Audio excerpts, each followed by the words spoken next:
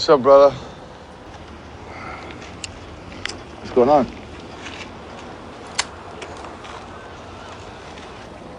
I need to tell you some things you're not going to want to hear. I need you to listen.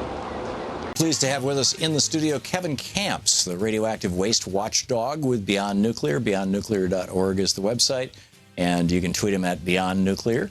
Kevin, welcome back. Thank you, Tom. Great having you with us. You got to get within 3 inches of that mic there for us to hear you. 6 years after Fukushima began normalizing radiation exposure risks to the health of women and men and women, the evacuees are given few options but to return to contamination. There's a headline. What's the story? What's going on at Fukushima right now? Yeah, my coworker Cindy Folkers, who is our radiation and health hazard specialist, just wrote an article in Counterpunch that traced the word origin of the word radiophobia. And it turns out that it comes all the way from 1951 during the height of atmospheric weapons testing days. And it was written by a nuclear establishment type who was making good money in the nuclear establishment, had no credentials in psychology, and just dismissed everybody's concerns about radiation health damage, called it radiophobia. It's all in your head. It's your fault. It's your problem. So that was used quite extensively at Chernobyl. It's being used at Fukushima. And so what's going on at Fukushima is the pro-nuclear Japanese government is moving people back, forcing people to move back to contaminated areas under threat of losing their compensation. And the compensation is going to end about a year from now. So people are given the choice of being destitute elsewhere in Japan or moving back to their former homes, which are radioactively contaminated, and keeping compensation for another year at least. But mothers who are concerned about their children's health are being accused of radiophobia, that it's all in their head. But in fact, they have increased allowable radiation exposures 20-fold in these areas around Fukushima. Germany did the same thing with milk after Chernobyl. I was living in Germany, 86, 87, and they, it was, I think, 5 becquerels per liter, and then they took it up to 20, and then they took it to 50, and then they took it to 100, and just because the milk was getting more and more radioactive, and rather than dumping it, they just kept changing the standards, as I recall. Right. Well, correct me if I'm wrong. The Soviets were even worse. It came out 10 years after Chernobyl began in 1996 that the Soviet Politburo had ordered contaminated foods of various sorts, milk, meat, to be mixed in with the food supply of the entire Soviet Union and to dissipate or dilute the radioactivity. But of course, what that meant was that food that should have been quarantined and destroyed because it was unfit for human consumption now was exposing millions or tens of millions of people to radioactive exposures. The same kind of thing's happening in Japan, where, what's really incredible is the Japanese food safety standards post-Fukushima are much stronger than American or Canadian standards. So the figure in Japan is 100 becquerels per kilogram of radioactive cesium in food. That's considered legal and edible. In the United States, it's 1,200. Really? So what that means is that Japan's contaminated food can be exported to the United States and sold legally on the open market. Is it? You have to assume there have been stories that have come out where food from Fukushima Prefecture itself was not marked as such, and it was supposed to be, showing up in various parts of Asia. And once that scandal was uncovered, certain countries have banned all imports from not just Fukushima, but from other neighboring prefectures. So there's been a real blowback against this deception that's going on, trying to keep it quiet, that food out of Fukushima is being sold. I had somebody call the other day about this who was saying, because Fukushima, the meltdown continues, the robots are dying, they can't get a handle on this. There's enormous amounts of radioactive water continuously, every day, every second, pouring into the Pacific Ocean. Concerned that fish that migrate from our side of the Pacific to the Japanese side of the Pacific, particularly, presumably large fish like tuna, might be bringing cesium with them, and of course, it's the plume has already crossed the Pacific, or they might just be picking it up in the normal course of swimming around and breathing water and all that kind of stuff, running through their gills, whatever the word is for fish. Mm-hmm. How real a risk is that if you are eating Pacific Ocean fish, that you may be getting a dose of radiation with your food, and what percentage of the fish that comes out of the West Coast, and particularly for people who live on the West Coast or west of the Mississippi, presumably, What percentage of that fish is actually tested for radioactive material before it ends up on our dinner plates? Actually, Pacific bluefin tuna was documented in August of 2011, so 5 months after Fukushima began, as measurably contaminated with radioactive cesium. It had grown as a juvenile stage on the northeastern coast of Japan there, near Fukushima, had swam across the ocean and carried the radioactivity in its own flesh over to the west coast of North America. So that was 5 months after Fukushima began. We're now 6 years. And that was 6 years ago. We're now 6 years beyond that. And so that plume you mentioned has contaminated, incredibly enough, the Pacific Ocean all the way from Japan to the west coast of North America, doubled in radioactivity content because of Fukushima, artificial radioactivity. It already had pollution from atom bomb testing galore in the Pacific and elsewhere in the Northern Hemisphere that went on for years and decades. And then Fukushima alone doubled the registered readings of things like cesium-134, cesium-137 in open ocean water, lapping on the shores of the west coast of North America.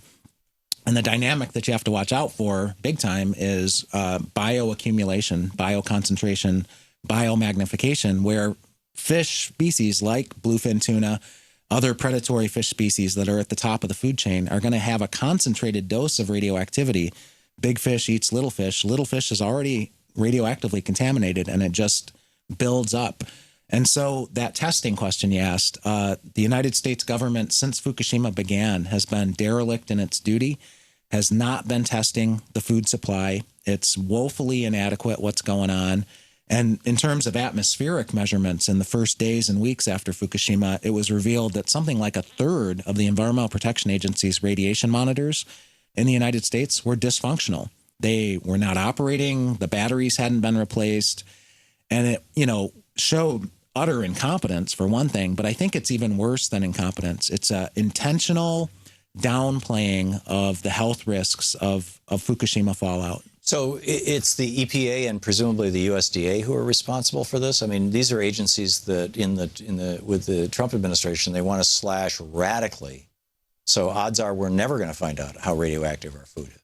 Unless we turn things around. I mean, to give credit where credit's due, or negative credit, the Obama administration on January 19th, hours before Trump took the oath of office, finalized a scandalous policy. It's called Protective Action Guidelines for Radioactivity in Drinking Water.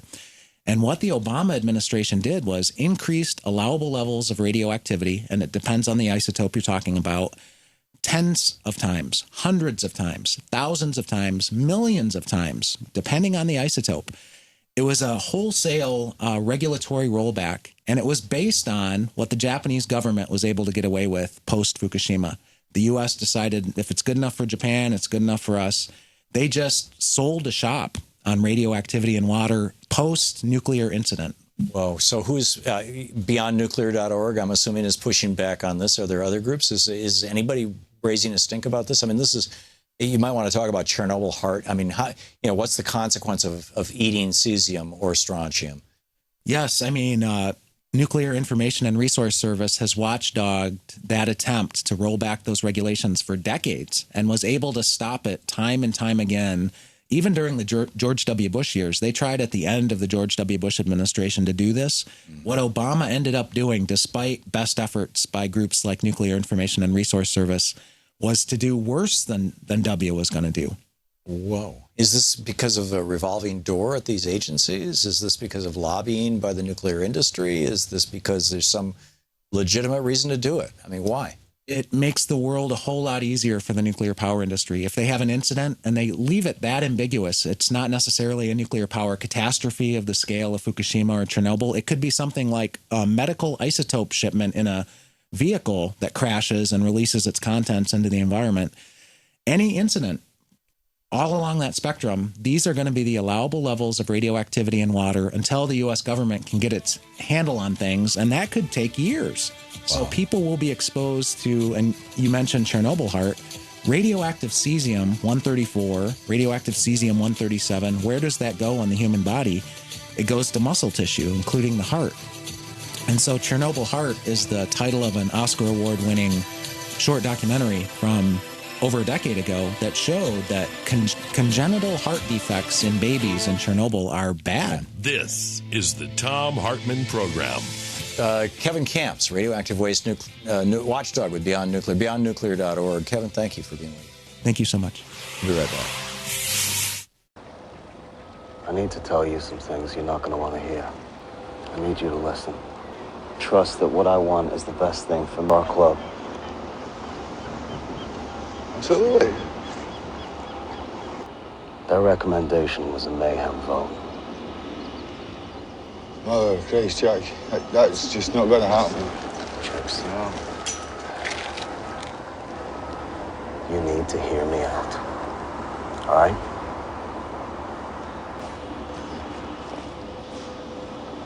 Okay. I'm listening.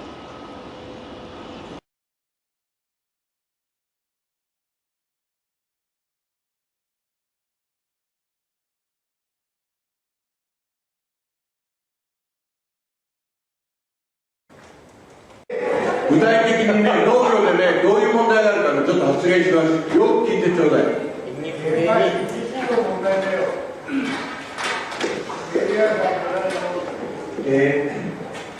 私は福島県で、専業で、農業を現在も行っています。私の、住んでいる須賀川は昨年、玄米から100ベクレルを超える米が全国一番で100ベクレルを超えてしまいました。それで田んぼを、除染する結果になったんですけれども、私たちは農地の土壌が何ベクレルあるかもわからないで作業してるんですよ、毎日。空間線量じゃないんですよ。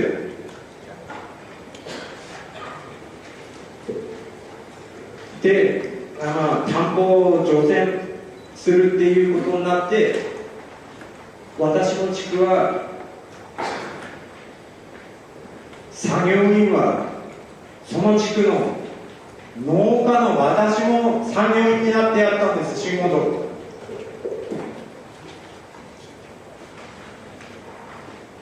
除染の除っていう意味が分かってます？深く耕してない。薄めてダメじゃねえの。取り除いてねえんだから放射能なんて下がるわけないでしょ。田んぼ除染しました。空間線量測りました。全然下がってないですよ。取り除いてねえのそうでしょう。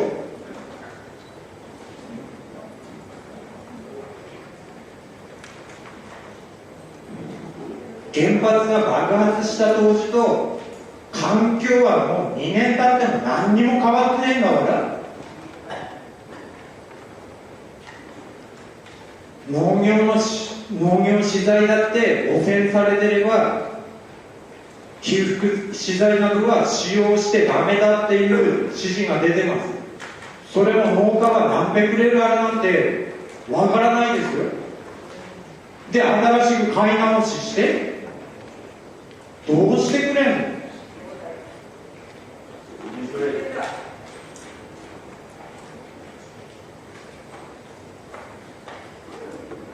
の？農家の思いっていうのをよく考えてみてください。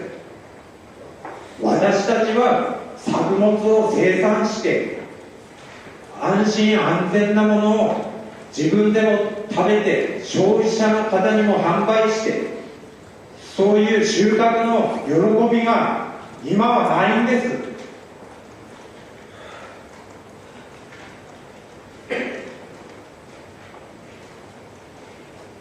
価格が福島県のものは県外のものに比べたら本当に値段も安いですから、それを承知しながら作って損害賠償をもらって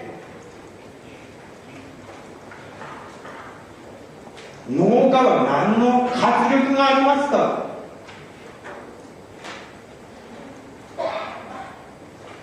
あと一つ言っておくことがあるんですけれども、福島県は農作物は出荷の前に全部検査しないと出荷できません。今は100ベクレル以下っていうことになってますけれども、農家が生産している、私は分かりますよ、これが何ベクレルあるって。放射の要は100ベクレル以下だったら出荷できるわけですから、私は食べませんよ。買って食べる人は放射のメイド持って買って食ってるってどうなの。俺らは分かってんだよ。罪の意識になるの作ってなって。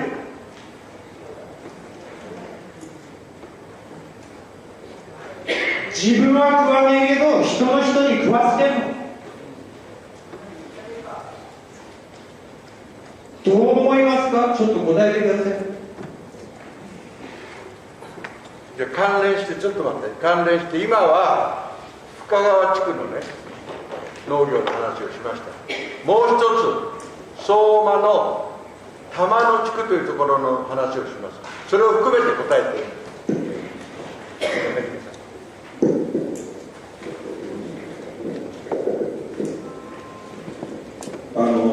玉野地区っていうのは相馬市の西部にあって、飯舘地区とほとんど放射能の濃度は変わらない、高いんですよ。山の中に入ると毎日7、10マイクロシーベルトっていう土地ばっかりなんですよ。除染はしています、部分的に。だけど畑の作物の収入の賠償金が米の農家と違って賠償されないっていう例がいっぱいあるんです。でしかも住民の状況はそういう状況で生活していても自主的な地域です。生活に対する保障も不十分、精神に対する被害保障も不十分、二重の苦しみである、そういう地域が線引きによる救済から全く漏れていっぱい残ってるんです。こういうことをもう一度国も東電も含めてその線引きから漏れた人たちの実例がいっぱいある。こういう訴えは決して漏らさないできちっと把握して救済していただきたい。それとこの先ほどもおっしゃったけれども、ただ自分の子供にね、例えば100ベクレルない食べ物であって50ベクレルとか、あるいは簡易な検出器が10ベクレルぐらいから下は不検出になるんです。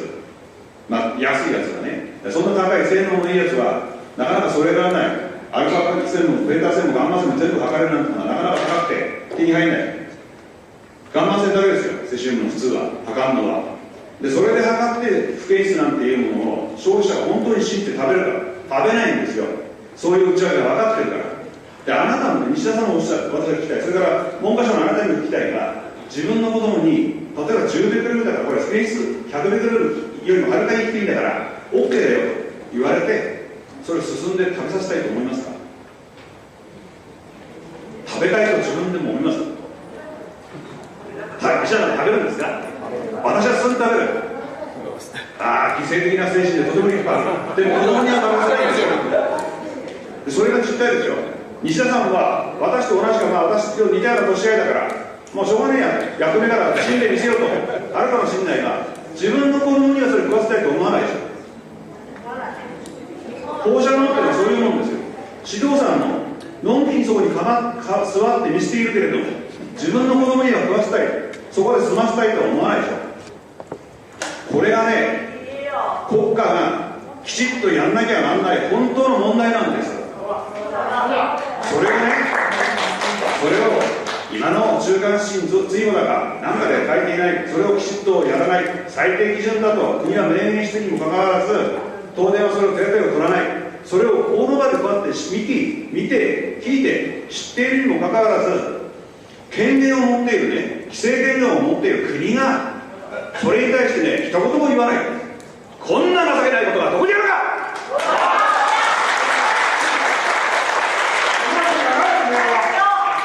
私はね、先ほど皆様の人格誇りということを申し上げた。私は同じ人間だから皆様のことはね、同じ思いで敬服をいたしますよ、人間として。だけどさっきの誤りの話にもあったけれども、人間としてあなた方ね、相当大きく自分の職業で自分の地位を守ることはそれは必要かもしれないが、やっちゃいけないところまで踏み込んでるんです。誇りはどこに行ったんだ。みんなの上に食べさせたくない、素直にそういう思いはね、皆さん持ってると思いますよ。あなたもそうでしょ。小さな子供はまだ独身かもしれない。だからこれから子供を持ちますよ。その子供になるべく放射能から遠ざけたいと思うでしょ。それを、その自分の素直な思いを国政に反映させられない、そんな情けない国家公民がどうやるか。人の命を危険にさらすんだったら自分のその覚悟を持てよ。誇りだろ、それが人間の。もちろんご指摘通りでございます。なかなかその世間一般の受け取られる方としてですね、なかなかそうなっていないという実情でございますので、そうしたところはきちんと賠償で対応していくという形でございます。